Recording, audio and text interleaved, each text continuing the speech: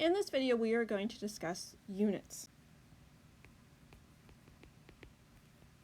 Units are very important. First off, they give numbers meaning. So this is what distinguishes a math course from a physics course. In a math course, you solve for x, and x has no special meaning. In a physics course, we're going to solve for specific variables, and those variables have specific meanings. And we give that number you solve for a meaning by putting units on it. So we use units to distinguish between whether a number is a distance, a velocity, and an acceleration, all of which we're going to learn about in the next topic. The other reason is that we need an agreed upon size. So there's a difference between something being a meter long and being half a meter long versus being half a foot long versus being a foot long. So you need to distinguish between whether that number is measured in meters or measured in feet. And this becomes very important as a lot of you may be going into the medical field where you're giving dosages out, and knowing what units you're giving those dosages in is very important. You can also make very expensive mistakes in your job.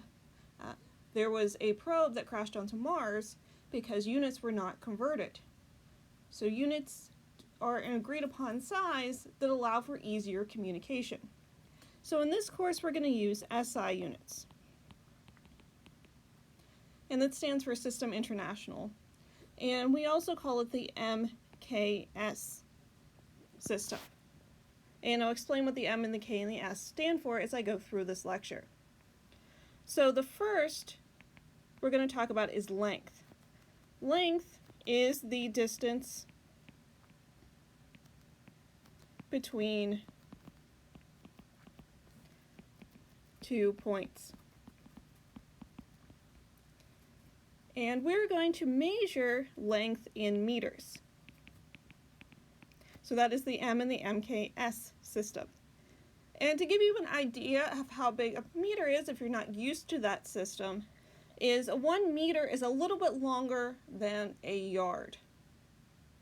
So you can still use a football field in order to gauge size or large distances, because a meter and a yard are almost the same thing, just the meter's a little bit longer. Alright, our next concept is going to be mass. And mass is not intuitive, especially if you grew up in the United States, because we don't use mass in our everyday language. So mass is the amount of material an object is made of. We are going to use kilograms in order to give units to our mass, so that's the K in the MKS system.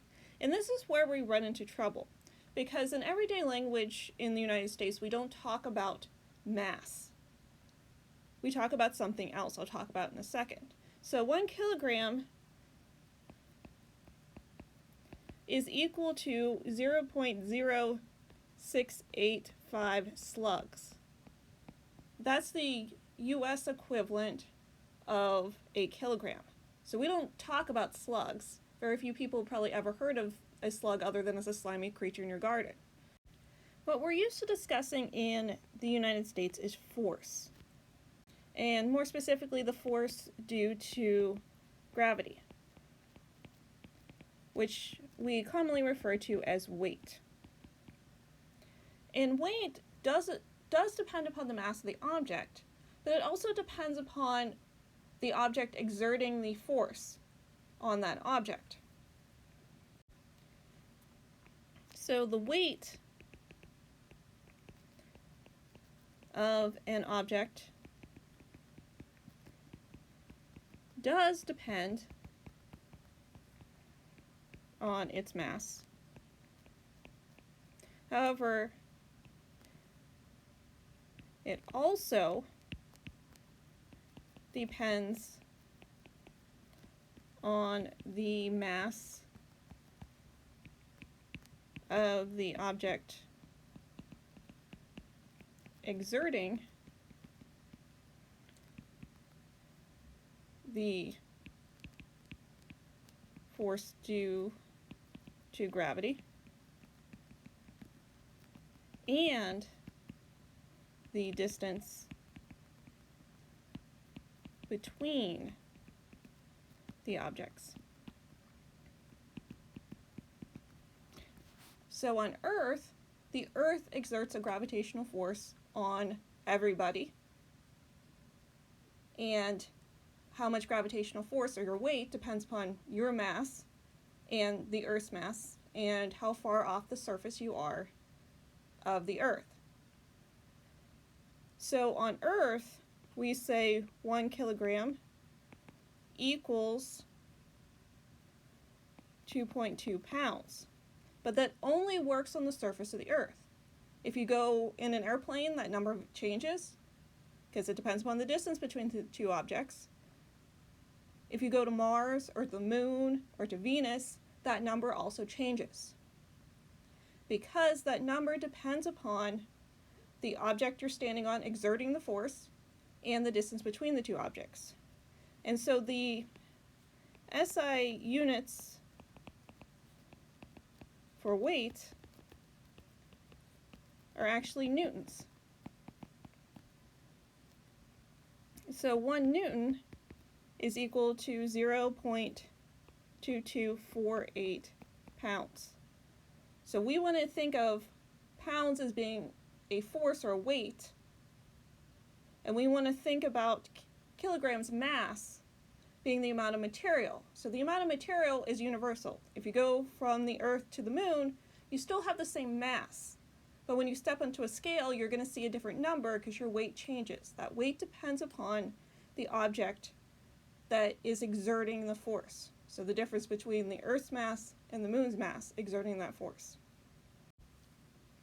Our last quantity that we're going to discuss is time. Time is very hard to define. I usually say that it is the passage of events. And we're all typically familiar with this unit. It's going to be measured in seconds. So that's the S in the MKS system. So most of the units that we're going to discuss in this course break down into a meter, kilogram, and second.